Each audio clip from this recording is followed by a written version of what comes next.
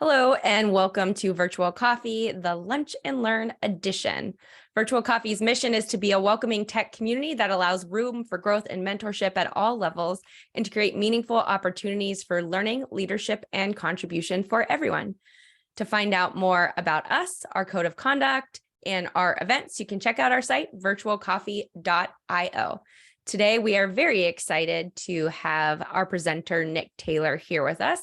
Nick Taylor is a staff software engineer focusing on front-end technologies and tooling with a growing interest in serverless and edge computing. He currently works on the ecosystem team at Netlify, focusing on web frameworks. And today he is going to be talking to us about debugging. So this is our web dev debug hour, and I'm going to throw it over to you, Nick. Yeah, thanks, Becca, and thanks for everybody for joining, and thanks for having me. So most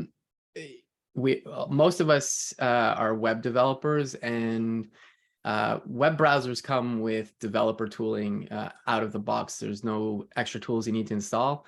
You can literally just open them up and start exploring a page. And like Becca said, I don't have slides for this or anything. This is just really super informal and kind of interactive if people have questions as we go along. But I do want to just go through kind of a bunch of the developer tools that I'm aware of. If folks in the chat are aware of other ones and want to point them out, feel free to go ahead as well. And that's kind of how we're going to work today. I know Rad did have a question first. I don't know if you wanted to ask it first, Rad, or did you want to wait till later? I'm fine either way.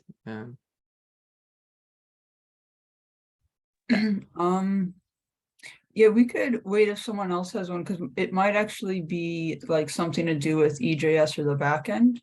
So it might not be the best example to start with if someone else has something. Okay.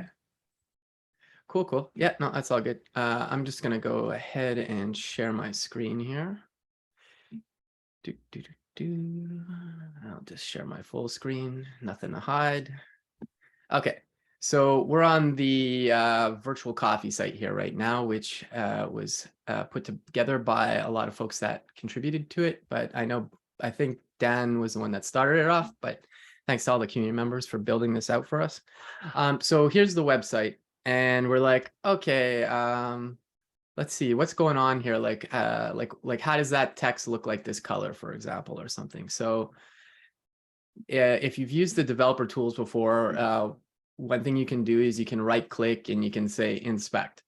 Another thing you can do is, and it depends if you're on Mac or Windows, but if you're on Mac, if you do Command-Shift-I, it will open up the, Command-Option-I, it'll open up the developer tools. If you're on Linux or Windows, you could do Control-Shift-I, or F12 works as well. It depends how you have your shortcuts set up, but those are typically the defaults.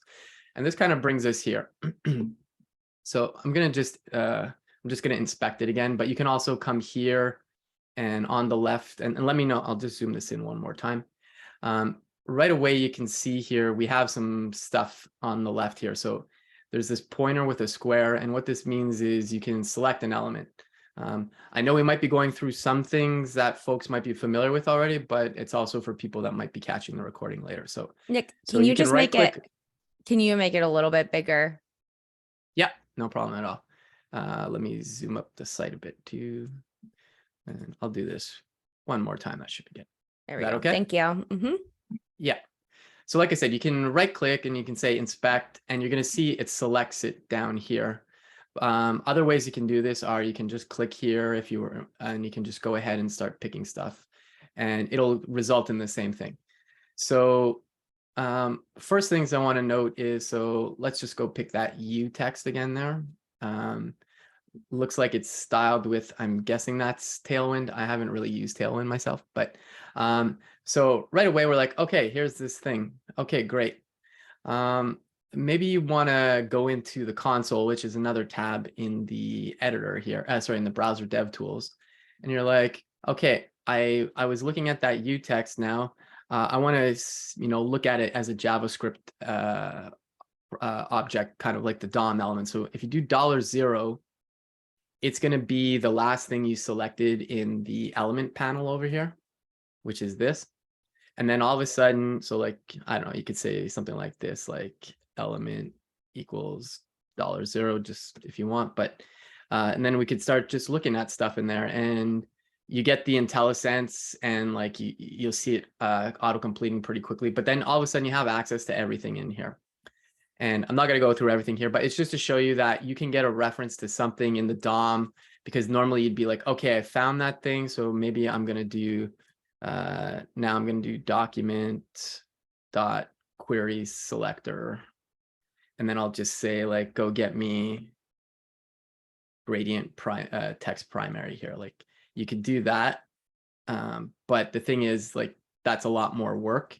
And okay, whoops, it's a class, so I got to put a dot, sorry, the CSS selector, and then I can find the same thing, but these convenience methods like the $0 are a lot handier. And what's interesting too is, so that's $0 currently. Now I'm like, okay, I'm going to go select this one here. I'm going to come back to the console. I'm going to do $0 again. And all of a sudden you're going to see that it's the new one I just selected, which makes sense based on what I told you before. It's whatever one you select. But if you go to $1, it's going to be the last one you select. So you can like click on a few things and you can start kind of tracking them if you want to. So these are just little handy convenience methods. There's other convenience methods in here. Let me just clear here. If we do $, and I'll just say, I'm just going to pick an element. So I'll just say body, which is going to be everything. But this is the same thing as doing document.query selector. And you can get it like that. If you do $, and let's just say, I'm guessing there's a paragraph in here. This is the same thing as doing document.query selector all. These are things you can't add in your actual program, like when you're running it, like in front end code. But if you're in the console, these are like convenience shortcuts. So I find them super handy because it just saves a lot of typing. So those are a couple things there. We'll come back to the console later, probably.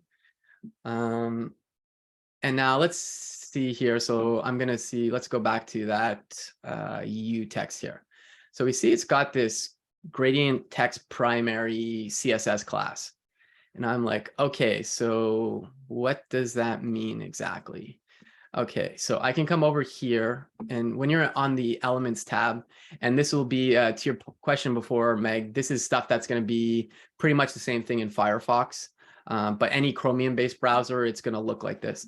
And you can go and explore in here, and you're like, okay, so, all right, so I see it's got this gradient text primary. It's in this, there's this H2 class, which it's in, which is inheriting some stuff here. So there's font weight, but like, you're like, oh, okay, I can see the background color. And then I'm like, okay, what does it look like if I take it off? You can actually just click on the checks here and you can remove it. And then all of a sudden, if you look up there, the text is, it's changed, but it's white now which is maybe the default for the background here. So I can click it back on. And then there's other things you can do. You can like, oh, okay, there's colors here. Let me just have some fun here. Let me mess around with it. You have all these tools here. It defaults to hex code, but there's other more modern color formats that you can switch to, and you can play with it that way too. But these are just like lots of little handy things that I think these things are pretty discoverable once you start going through the tools, but I just want to explicitly show them. And in this case here, the background image happens to be a gradient. So like we can mess around with the other part of the gradient. And this is, it's a really nice way for like, instead of being, even though your page can reload, like with most modern frameworks, like you make a change and you see it pretty instantly. For stuff like this, you might be like, I just want to tweak this in here, you know, and then you're like, okay, I'm happy with that. And then you can literally just copy it and then paste it into where you were actually doing your code. So there's all that there. And then other things to note in here are, you'll see this exclamation mark warning here. And if we hover over it, this I can't zoom in, unfortunately, but it says invalid property value. So this isn't supported. My guess is it's in here because it's to support older browsers. So like maybe it's deprecated now, but that's probably why it was in there. And if we move down further, you'll see some other things like, okay, well, boulder here is crossed out. And what that means is it's not being applied. And there's probably, it's kind of out of scope of the talk today, but there's something called CSS specificity. And it's very possible that there's something else that's preventing this style to being applied. There's something else that's saying, based on CSS specificity, this other thing is winning out. So this is just, I think, nice visual, a visual cue to say like, hey, that's not actually being applied. And then you can see some other styling here that's associated to it. This is, the star means it's for literally every element. So you can see, okay, so there's some other properties here for basically all elements. And it goes on and on. If there's media queries, you'll see like the different media query based on whatever the viewport is right now. And I'm not going to go through the whole list here, but so this is kind of like telling you these are the styles and what they're being applied. But if you want to see like a more concise view of this, you'd be like, let's go to the computed tab. And the computed tab, I'll just drag this up more here. This is literally the final result. Like this is the actual styling that got applied here. And if you're like, okay, this font family, why is this particular thing set with that font family? And if you expand the arrow here, you can kind of see where it is. It'll tell you what it is here, but then it points to the actual CSS where it's defined. And then you can go, oh, okay, that's why it's on the body and so on. So you can kind of have these like breadcrumbs to figure out where things came from. And if we scroll down, yeah, so this is just, like I said, the final here. Other things that are kind of handy, it can just show, you know, the different things like visually, like the margining, the padding, etc. And that's kind of all in there. One thing that's kind of interesting, I'm going to try and find, just so I can show another piece here. So, okay, so let's look here. So I'm like, okay, let me zoom this in again, not there, up here. So I'm like, okay, I need to fix the styling of the hover on these links here. And like, okay, I'm gonna go to the DevTools. Oh wait, the style's gone. I can't see what it is. So what you can do is let's select the element however you want to. So I'm gonna say inspect here. And you can see it's selecting that particular URL.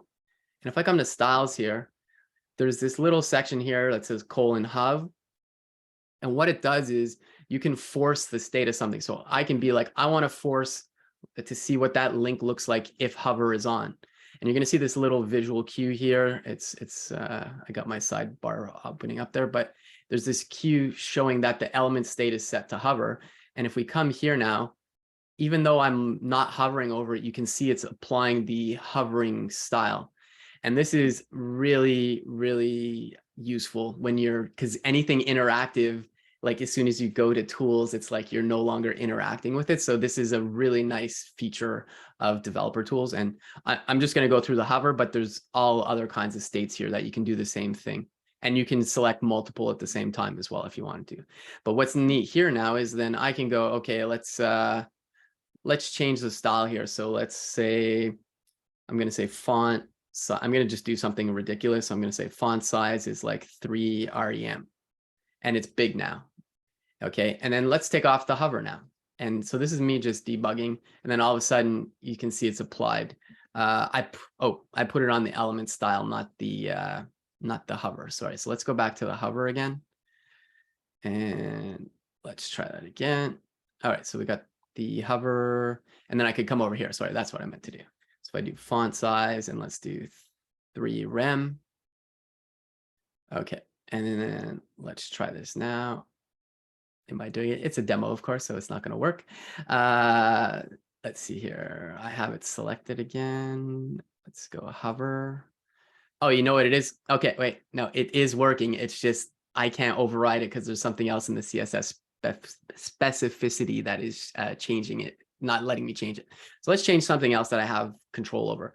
I'm just going to change this to dashed. And let's see if that works. Of course, I don't see anything changing here. Why is it not changing? Hey, Nick. Okay, well, anyways, it's live. Yeah, So can I cut in real quick? yeah.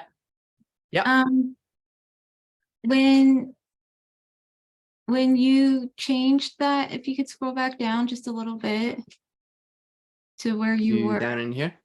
Yeah, when you said the specificity. Yeah, so the font size, the 3. Yeah. Where was it? Sorry, hold on a sec. Let me go hover. Okay, there we go. Where was it? Hover. Yeah, here. Yeah. So the font size 3 rem, you see how that's crossed out?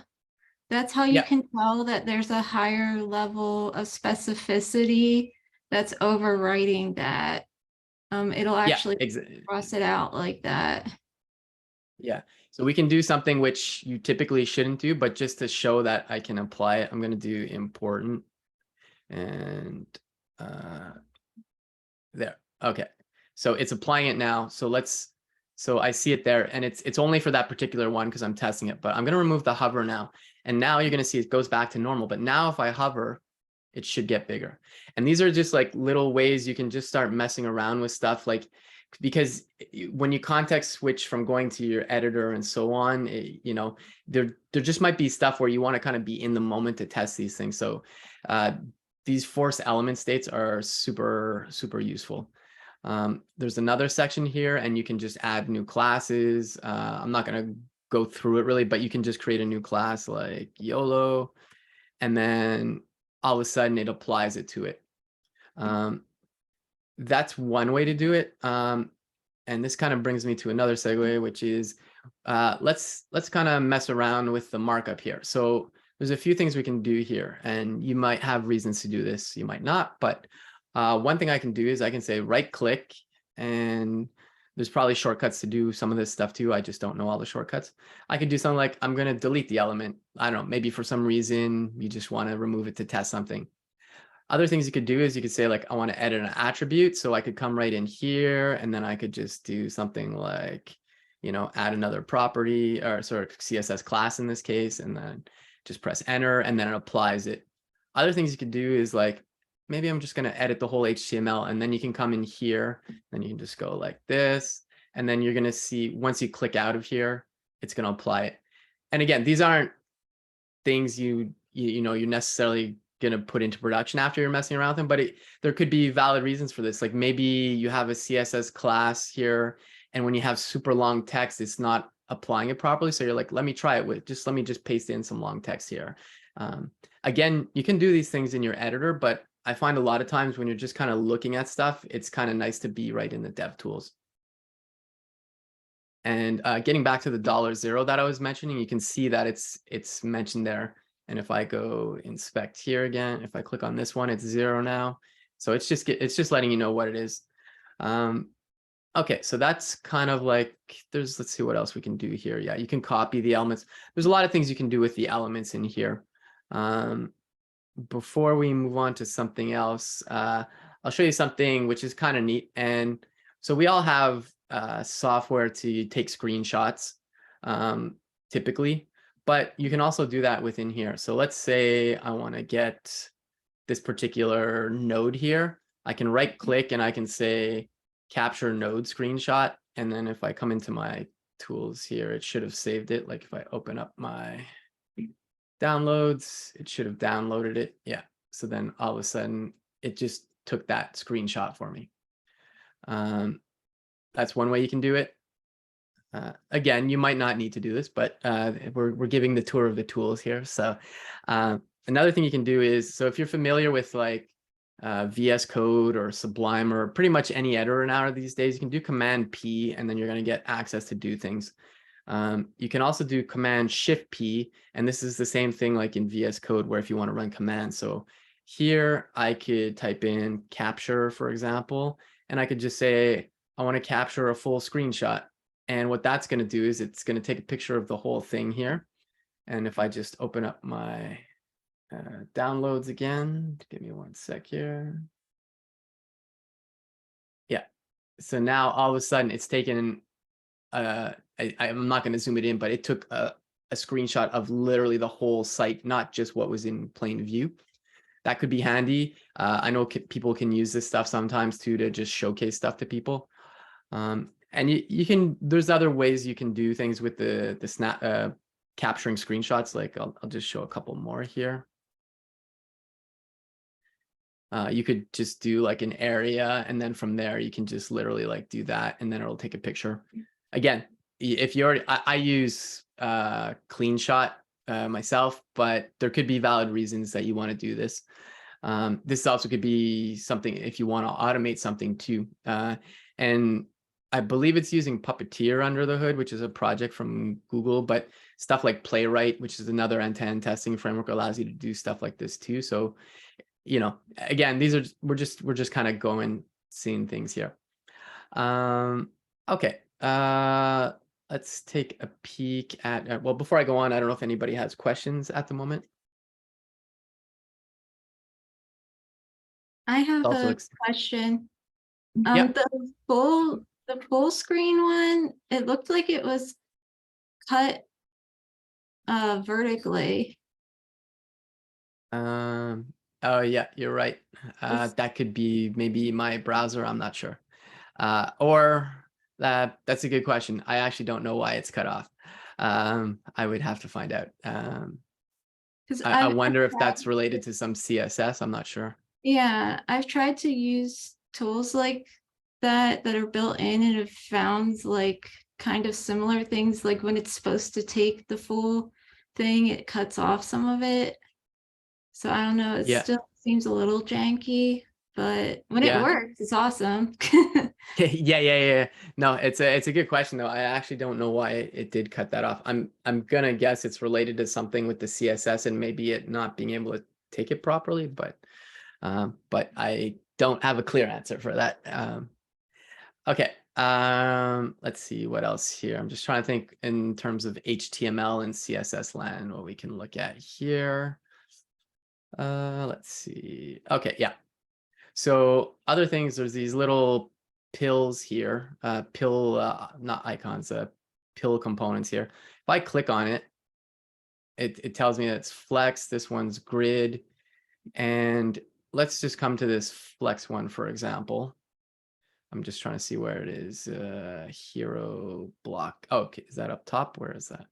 Okay, it's up top here. Okay, so I'm looking at the style here on the right, and I can zoom this up because we've got more there. And you're gonna see, okay, so this is a nice cue to just tell me that this is a Flexbox based div here. And if I come over here, I can see, oh, what's this? There's this little icon that looks like a bunch of rectangles, and this allows you to actually manipulate the Flexbox properties. So I could do stuff. Yeah, I don't know if it's going to change what's up here or not, depending on what was done. Okay, it's only that one spot. I'm trying to find somewhere where it's. Let's see. Do we have any other ones? Let's go here. Okay, so I have a feeling it's not going to let me change anything because the way it's set up. But again, you have access to all these things here, and you can just start changing properties, just like if you were just messing around with stuff. And I'm just trying to find a clear example where we have stuff where it should be being able to change it. So home blocks, not sure where that is. Nick, can I ask you a question quickly while you're looking there? Yeah. I saw, this is blowing my mind. So I saw you clicking on the bottom left panel, you clicked on grid and then clicked on the next grid. So you have like the flex grid selected on the left. Yeah. What does that do? Does that modify all of them? No. So this here is just, this is just saying like it's for the particular one here. Actually, if I come here, yeah, it's really more an indicator to say that this particular element in the DOM, in the document object model, is of type grid for display. And then knowing that, you can come over here, and then and I can't remember when they added this. It's not recent, but it's definitely in the past 2 years they've added this. But I'm trying to find. Okay, wait, there we go. Okay, so it's manipulating it here now. Yeah, sorry, go ahead, Dan. Oh, I was thinking that this should overlay the highlight, like the grid highlight too. I don't know if you. Yeah, I'm not sure why the grid isn't showing up? That's a good Yeah, question. because So- that's like, so what I use that Dan's all the referring time. I to- was like, I thought that's where we're going. I'm like, I don't know why it's not showing up either. Yeah, no, there, what Dan's referring to is like when you select the grid, it should show like if you have a grid gap and stuff, and you should see all these markers and stuff. And that's actually a really good question. Let me just, for argument's sake, let me just open it up in Chrome. Maybe there's something in the Arc browser that doesn't support that. Just for fun, I might as well just stay in Chrome, I guess. Let's move this down here. Go back to zoom, zoom, zoom, zoom. All right. Yeah, because what Dan's talking about is actually pretty handy. So where was I? I went to, oh no, it's on this page. Yeah. Okay. So let's come back and let's find a grid element, or let's go to flex at least. You can see it's putting, you can see there's borders around there and stuff, but let me try and find one of the grid ones again. I don't know if you know offhand where it is. It's probably in main, Dan. I forget. Yeah, where if it you was. highlight Oh yeah, the, here we go. yeah, those home Okay, pages there we box. go. Yeah, there you go. Yeah. So yeah, and since you brought it up, Dan, I don't know if you want to speak to it. I've been doing less front end at the moment, so if you kind of want to speak to the feature here. Yeah, sure. 1 second though, I gotta close my door because I wasn't planning on speaking. 1 second. Oh yeah. Didn't mean to put you on the spot. I'm happy to talk about it if not, but.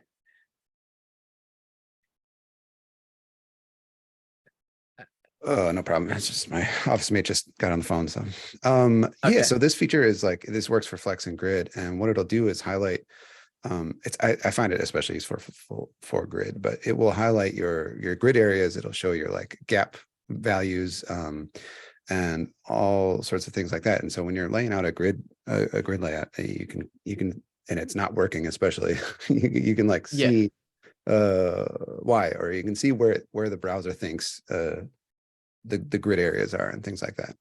So it's pretty cool. Yeah. And so, and then just getting back to what I was saying, the same thing for Flex and Grid. You have these like buttons here where you can just go ahead and just try the different formats.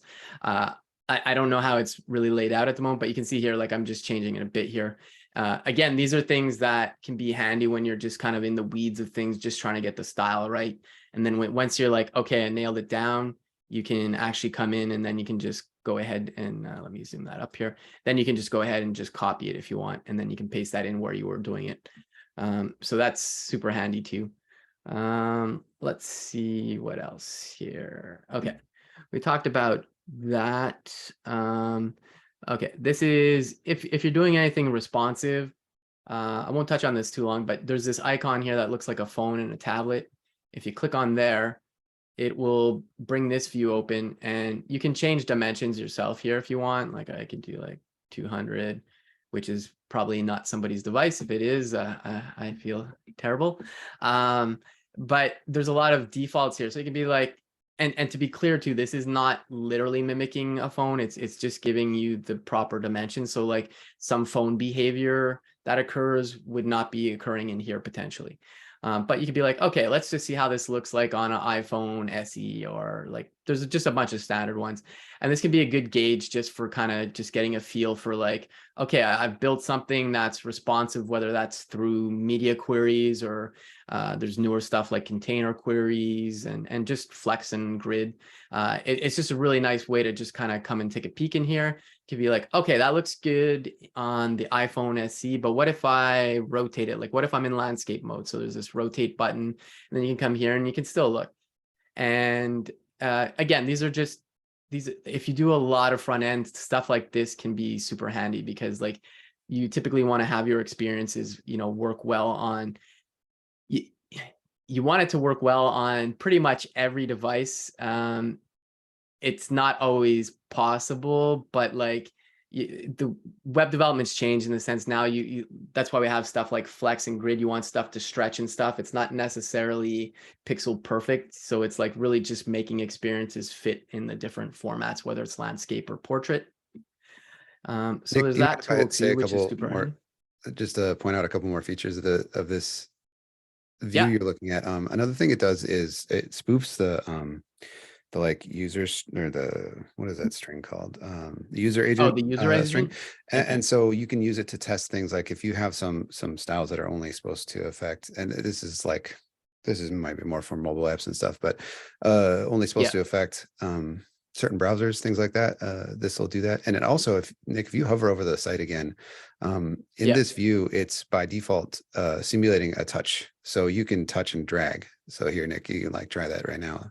Instead of like, if you were doing this with a mouse without the simulator, you're gonna just highlight text or whatever. But so here you can touch, drag, you can test your like flick, like you can like flick it and stuff. You can test some of your other interactions as well. To that's great. Not have to like load it on your phone to test some of that stuff. So it can be useful for Yeah. that too.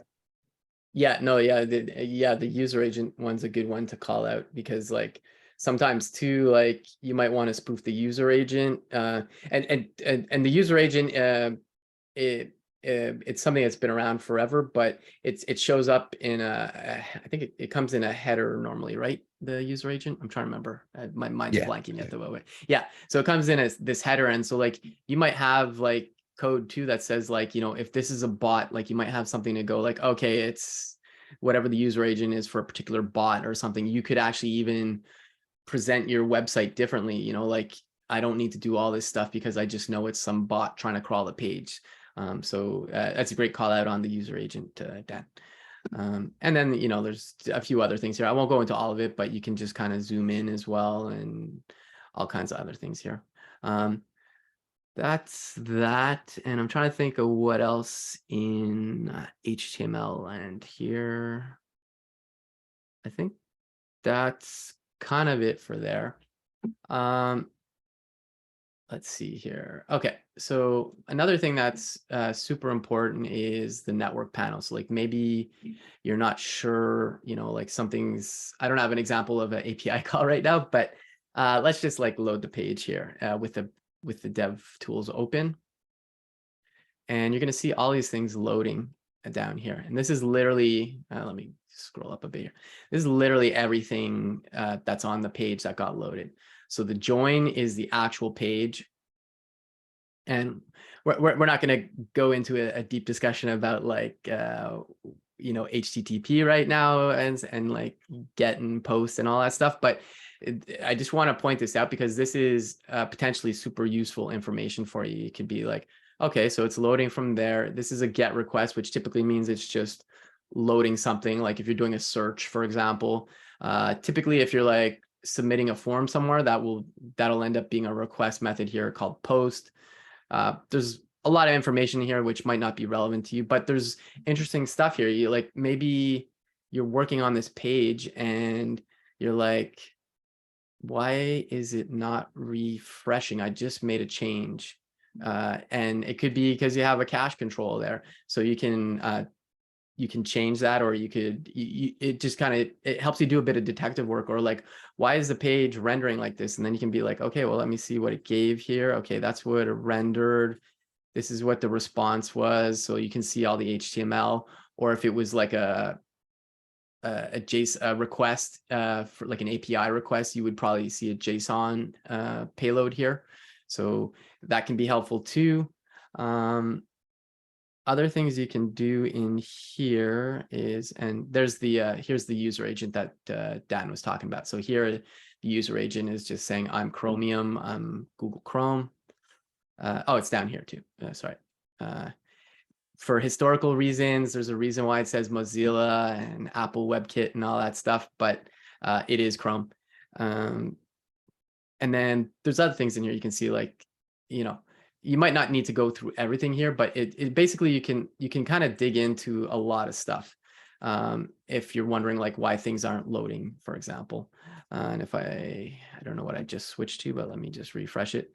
You know, you might be like, okay, there's the SVG. Sure, you can preview it and you can see it. You might want to see, I don't know, there honestly could be anything here you want to check. But the network panel can really help when you're digging into bugs, like when things aren't, you know, loading the way they should and so on.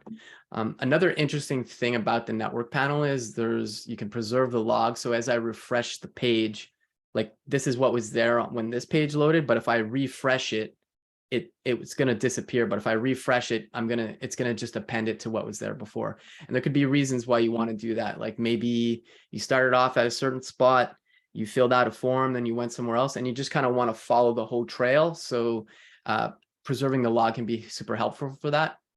Another thing which I typically have on by default, I'm not using Chrome right now as my default web browser, but is disabling the cache to avoid issues where it's like you're doing local development, things aren't changing. This forces it to always grab the latest, which is super handy.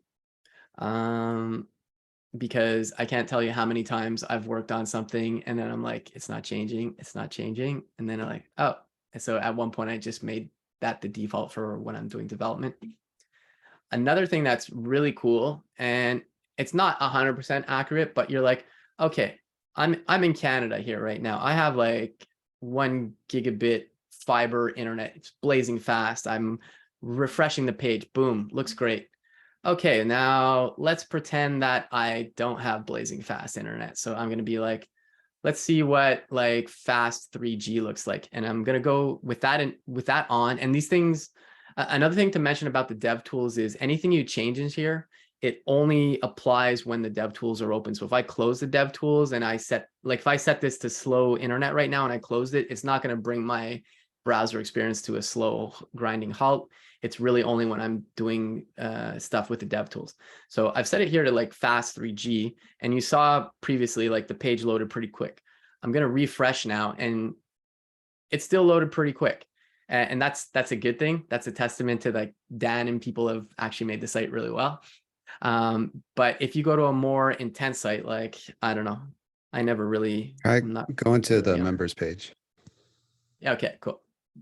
Where is the link for that? It's just /members. Yeah, /members. Yeah, okay, let's do that. So we're gonna go here, and it might not be super slow, but it's probably gonna load like chunk a bit. Okay, so I can see the browser spinning there. It took a couple seconds, and you can see it's telling you here that it did take a couple seconds, but it did load. But now if I turn this back, no throttling, and I refresh, it's like instant. Like even before I finished my sentence, it took like a few milliseconds, I think. Another interesting thing that you can do here is, well, you can make it, actually, let me put it to really slow and then you'll see. So all of a sudden it's loading 1, 2, 3, 4. So that's about 4 seconds. And you can still see there's some stuff running after, which is probably some JavaScript at the end. And you can see at the bottom there, it's telling you it's still running. I'm not sure what it's running, but there's some JavaScript probably that ran after the way the VC team has the site set up. That's not necessarily a bad thing. It's just because like we still got the page to load pretty quick, but there's stuff going on, which again, I'm not sure what it is because I haven't worked on this recently. But that's just kind of like a handy tool. And another thing is, like, say you have a progressive web app and it works with offline. You can just say like, let's set the network conditions to offline. And if I refresh a page, okay, I'm going to get no internet because probably it's not set up to be a PWA, which is totally fine. That's not a knock on the VC site. It's just an offline experience can be something can be difficult sometimes. But anyways, I just wanted to show that too. And you could do custom things too. Let's go back to no throttling. A side note, but I have forgot that I've set the throttling one time and I had the DevTools open. I was like, I literally thought my internet was coming to a grinding halt. So maybe check that, because usually when you change something, it's probably you that caused the problem. That's not really a DevTools thing. That's just a general, dev thing. There's other things you can do here, which, oh no, that's the network conditions. I could have sworn there was a CPU one too, but I don't see it at the moment. Before we move on to other stuff, I see the cogs here. So I just want to show you here. This is the settings here for the whole DevTools. And I like to come in here when I first set up like my computer and do a few things. So like I was saying, I like to have the disable cache enabled automatically. Maybe I want to preserve the log all the time. So I can just come here and check that stuff. There's other things you can do. It's more aesthetic than anything, but like right now my theme is set to system preference, but I could say like, I want it dark mode all the time. everybody has their own preferences there. You can choose the panel layout. So whether it's horizontal or vertical, that's for other parts in the DevTools. You can do custom themes, but I think it typically requires an extension. There's other things you can do too, is you can enable shortcuts, which can be super handy. So I'm going to enable shortcuts 1 to 9 here. And let's just come here. So now if I do command 1, 2, 3, I can just switch through the panels really quickly. Obviously, I can still click on them, but sometimes, some people prefer keyboard interaction. So there's that as well. And enabling it honestly doesn't change anything. If you still click around, it's still going to click. I'm not going to go through all the settings in here because there can be a lot. But there's some interesting things here too. Let's go to ignore list. Okay, so let's say you've got a React application and you want to debug it. You're like, okay, because you can debug code in the browser, which I'll show in a minute. But maybe you don't want to, the term is step in. So like you don't want to go into the code that's actually React code. You can actually create patterns here and say like, you know what, if it's like react.js,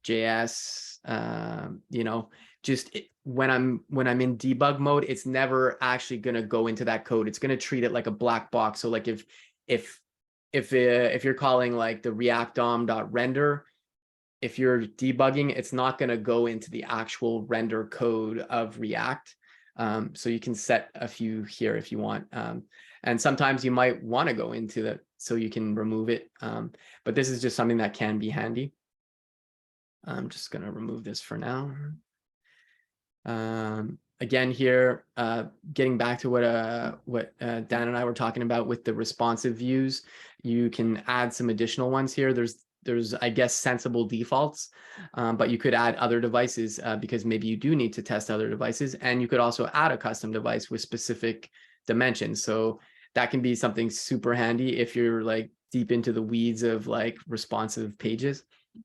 Again, here, there's other things you can do for networking. I'm not going to dig into too much because like, honestly, there's so much stuff in the DevTools and there's a million things I still don't know that I'm still learning every day. Another thing that's also handy for the network here is, so right now I'm seeing everything, but maybe I don't want to see everything. Maybe I just want to see images. So you can filter based on certain things. The fetch/XHR is for like asynchronous stuff. So like if you're doing API calls and stuff, XHR is XML HTTP response, which we don't use XML really anymore, but it's the name's just stuck around. People are more used to the term fetch now. So I can say I just want to fetch here, and you can see actually in this there is a script that does an API call. I'm not sure what it's doing here, but Dan probably knows because he probably wrote this code. But I can say like, okay, I can see that, okay, that's all I want to take a peek at here. Or maybe I just want to see the CSS or what image is loaded. And because it can be overwhelming with all this stuff here. Again, there's like so much to go through here that like we could do another session if you want. I'm just trying to give like the high level of like all the goodies in here. Another tab that's actually super useful is called the application tab. And there's a few things in here, but let's go to storage. So this is going to be all the storage for the virtualcoffee.io site. And there's a bunch of stuff in here. The first thing is you can clear data. And what clear site data is going to do is it's going to delete any kind of storage you have for the website that's on the client side. So that can be local storage. It could be like IndexedDB. There's like all kinds of different storage here. But like if we come in here and look in local storage, there's nothing there. But let's go to session storage. So in here, in session storage, we have this positions key. I'm not sure what it is, but there's like a snippet of JSON that's serialized. But let's say I come back to the storage section here and I just go clear site data. Now let's go back to the session storage and it's gone. And this can be super helpful if you're just testing out stuff or like, why is that thing in there? Or I could even come in here and I could just go like, you know what, YOLO. And then I could just put something in here. Dan is amazing because he is. And then boom, I have access to that stuff. And then I can come in here and then I can go session storage. And then you can see already in the session storage, I've got that Dan now, or I could just do .get item, YOLO. And boom, I can see that. And this can be really interesting if you want to test certain states of things. So again, there's so many goodies in the DevTools. Like there's no way I'm gonna be able to cover everything. Another thing that can be super important is if you've ever worked with service workers. Service workers are kind of like a way to avoid making network requests. You have to install this on your site. It's part of being a progressive web app. There's no service worker installed here right now, but if there is one, you can actually say, I want to unregister it because it can cause problems. I can't see the chat, so I just see smiles, so I hope it's okay. We do have a question in the chat, Yeah. whether or not you use session or local storage much. I've been doing front end really the past year because my work is not really doing front end, but local storage is pretty common. If you're going to use these things, anything that you can read in JavaScript on the client side, you never want to store sensitive information.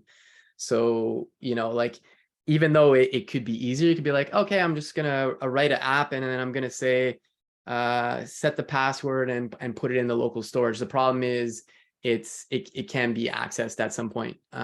So like anytime you're storing something, you need to think about it. Like, even if we aren't security experts, just general rule is don't store sensitive information that could be accessible client side.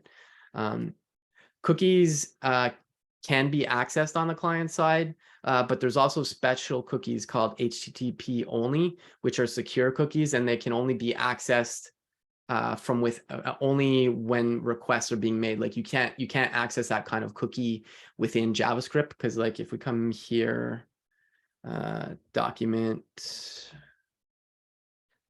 .cookie. Okay, we don't have a cookie here, but I don't know. Let's see. Let's go to another site. Let's go to, for funsies, Netlify maybe. I don't know if they're going to set a cookie or anything, but if we come here and look again. Okay, so you see here, there's a cookie, and I can access this client side. There's nothing in here I really need to access, but basically there's no insecure data in these things, so I can still see it, but basically general rule, again, falls out of the scope of what we're talking about, but yeah, anything that you can kind of see and set easily in JavaScript, I would not store sensitive information. Cool. I've got the chat open now. Okay, cool. Yeah, exactly, Matt. Yeah, that's what the HTTP only is, and you'll see that if we go in the network tab. I don't have an example now, but you'll see it in the network request, and you can look at it, and you'll be able to see that. It'll say like whether the cookie is HTTP only or not. Okay, so I know we've got about 7 minutes. I'll show Lighthouse real briefly. Not going to go into this a lot, but one thing to note, it is in the developer tools. This is one thing that, getting back to your question initially, Meg, about Firefox, Lighthouse is not built into Firefox. You have to run it from the command line instead. I think there might be a browser extension for Firefox, but not positive about that. The one thing with Lighthouse is if you're ever going to run it, you don't want to run it in a non-incognito window. The reason being is like you're a web dev or you have your own browser extensions installed. Those browser extensions affect the speed or performance of a page potentially. So when you run a Lighthouse, what you want to do is, I'll just copy the URL and I'll just open up a new incognito tab here.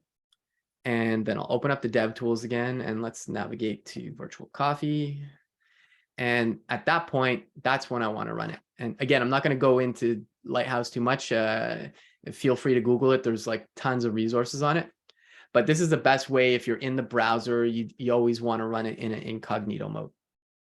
And it basically runs, analyzes tons of things, and it just gives you a summary of things that you can improve or how you're doing. Like I was saying before, Why? the virtual coffee site's not a PWA, which is totally fine. Nick, Like tons of sites aren't. Yeah. why do you want to run it in incognito again? The reason why you want to run it in incognito is because if you have browser extensions installed, yeah, no, those are good numbers, Matt. The reason is if you have browser extensions, like, I don't know, maybe you're using Grammarly, maybe you have you know, like even 1Password or your password manager. Yeah, the 84. We can look at that real quickly, Dan. It's very possible it's third-party stuff, and sometimes it's also not completely accurate, a Lighthouse score, just to call that out. Dan, And, you interrupted my answer to my question. but yeah, so essentially, like, for example, 1Password, the way browser extensions work are they kind of hijack your page, and they can literally do a lot of things. You have to give access to it, but a password manager, for example, loads, and then like if you like focus in on something, it loads all this code, and then you're going to see like an icon and then a little thing to open the password manager. Oh, cool. Thanks, Ethan, for dropping the info about the PWAs. So basically, yeah, the code for third-party extensions gets in the way of the Lighthouse working. Yeah, exactly. Or it can potentially affect it. So you just kind of want a clean slate when you run these things. And, you know, we'll look at this quickly. And it actually even says it here. Oh, you know what it is? For myself, I have 1Password enabled even in an incognito window. So that's probably why it's mentioning this. So it'll flat out tell you, make sure that you're not running it with Chrome extension, and it tells you use incognito mode. And then there's a report we can go through here, and there's stuff that it can mention about improving. Again, I'm not going to go into it too much because Lighthouse is its whole own thing. I don't know if you still had a question, Meg.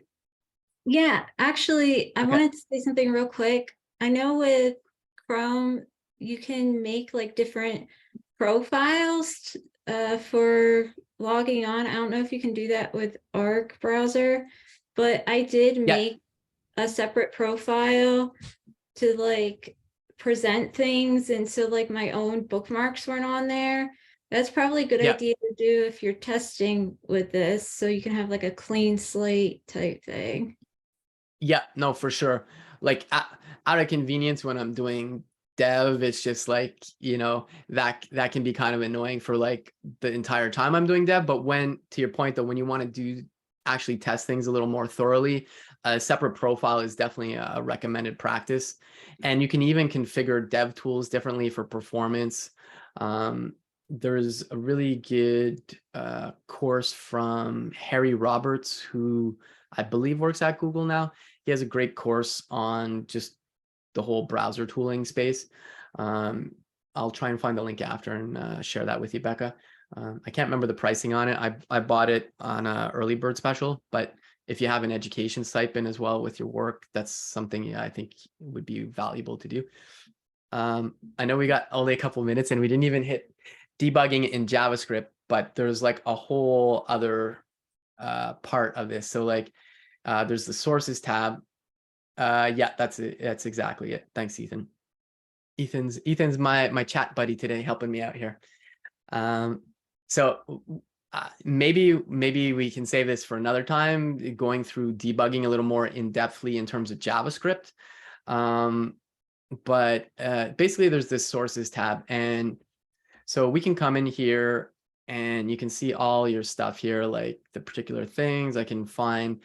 I know this is a remix site just because I've been working with it recently and they have a build folder, but you can see all the assets in here. So like here's the CSS and stuff, and then here's some JavaScript, and this is kind of compiled down. So it's like some of this like might look foreign, like it's really not readable. But the cool thing about this is you can, if you do Command P, just like you're in VS Code, if you know the name of a of a particular file, I'm just going to type entry because I just saw it, but I can just search for it that way instead of like going through the whole folder structure. And this can be super helpful, just finding things. And then once you do find it, it's at that point that you can actually put in, if we go into debug mode, I don't know if this one is set up for debugging. Yeah. So you can, again, it'll be what's the word? Not spoiler. What's the opposite of spoiler? Cliffhanger. If we do another one, we can kind of look at debugging. So I'm just going to refresh the page real quick. I have this, it looks like a kind of like a sticky bookmark. And if I refresh the page, you're going to see all of a sudden the page is not loading. This I can't zoom in, unfortunately, but it says pause and debugger at the top. And then all of a sudden I'm in my application code for my website, and we can start debugging through things. And again, I'm not going to go through this now because I know we're at time and I do want to be respectful of people's time. But if folks are interested in going through debugging with JavaScript within the browser, that's something we can definitely look at in another session, or if somebody else wants to do it too, definitely welcome them to do that. But I'm happy to do another one if folks are up for it. And I guess we'll leave it here, Becca, because yeah, it's like 101. Yeah, thanks, Nick, so much for walking us through all of this. I know, I'm sure that all of us learned a lot. This was really cool to watch it, and I was playing with it at the same time so I could solidify some of that knowledge. So thanks everyone for being here, and thanks for anyone who's watching, and we hope to see y'all soon. Thanks, everybody.